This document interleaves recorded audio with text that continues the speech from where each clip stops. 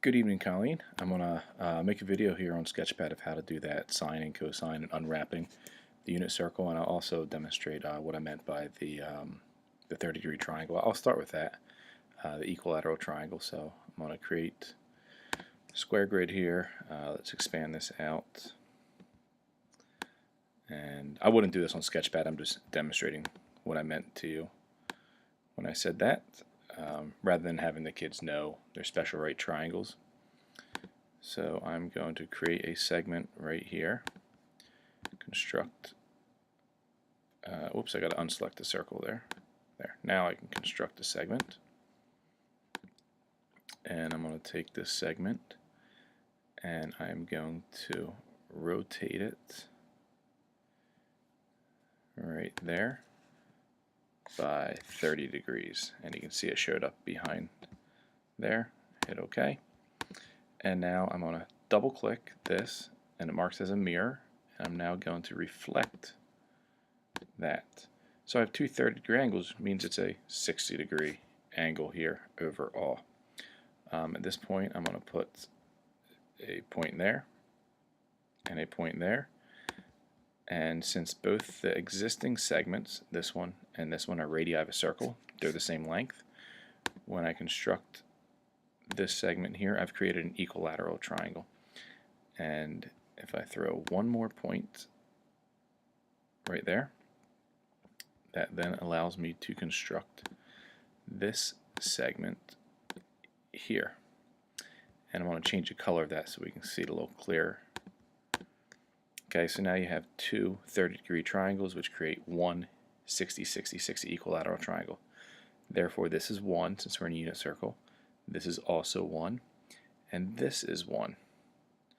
Since this triangle and this triangle are equal, they're congruent, that means this and this are equal, so they're each a half. So now we have 1 and a half. We can find this third side, the x component, the cosine component, by doing Pythagorean theorem. All right, 1 squared equals a half squared plus x squared.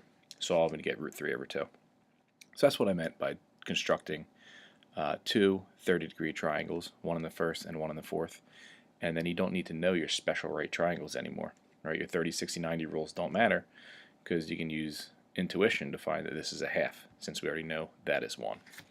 So that's what I was referring to when I said a 30-degree triangle in the first and the fourth quadrant. And then for the 45-degree triangle, you know the y and the x will be the same value. So you really have x squared plus x squared equals 1 squared, or y squared plus y squared equals 1 squared. And again, you use Pythagorean theorem without needing to know any special right triangle 45, 45, 90 or 30, 60, 90 rules. All right. But the main point of this video here is to show you how to derive the unwrapping portion rather than just show them a program. So again, I'm going to go to the grid form. I'm going to do square grid, and everything's orange, not a big deal. And I'm going to drag this over between the 3 and the 4 so that it's showing roughly pi, right? 3.14, so that's somewhere in the ballpark here.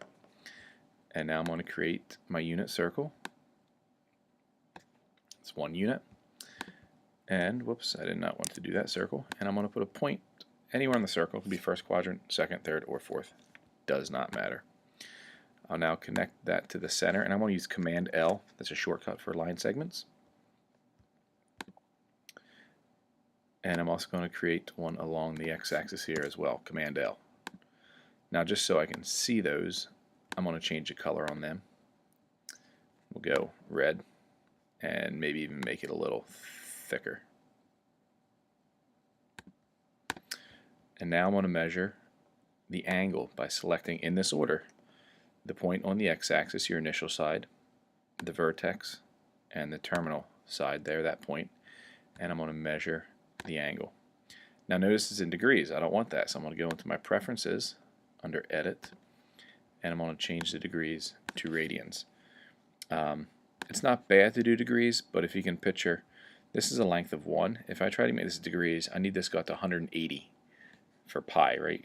180 degrees this way, 180 degrees that way, that gives me a full period. Well, your circle is going to be so small you won't be able to see anything. So it really helps to do in radians here. The next piece now is I'm going to select what they call point D here, and I'm going to measure the x-coordinate. And at that point, I have enough to make cosine. I'm going to select the angle and the x, and I am going to plot that as xy. I'm going to trace the plotted point, and I'm going to make that be, no, I already did green, so I don't want green. Let's go with whatever, yellow. Okay, now the key here is unselect everything and then select just the point that's on the circle. And we're going to go display animate. As that moves around, it starts plotting the cosine graph. I'm going to stop that. And again, select all stuff, select point D only. And I'm going to ask it to measure the ordinate, the y value. That's my cosine. So I can select angle and y, and I can plot that as xy, and I can trace that, and I can make that be orange. And now I'm going to unselect everything and select just point D and go back to the play button, and now we have our sine graph joining us. So sine and cosine. And if you want to, like, that's pretty much as far as you need to go. I think it'd be pretty cool to show that derivation there too of unwrapping the circle. But if you want to get fancy for them, stop that. And now you can measure and calculate y divided by x. You can measure and calculate x divided by y. Measure and calculate 1 divided by x. And you get the hang of this, measure and calculate 1 divided by y. And now you have actually all 6 trig functions here, which is pretty cool. And you're going to do angle versus, this will be our tangent. And we will plot, trace, and we'll call that black. Angle versus cotangent, plot, trace, and let's go with light blue. Angle, one of our sign is cosecant, plot, trace, and I'm forgetting what colors I did. Dark blue should be okay. Angle and secant, plot,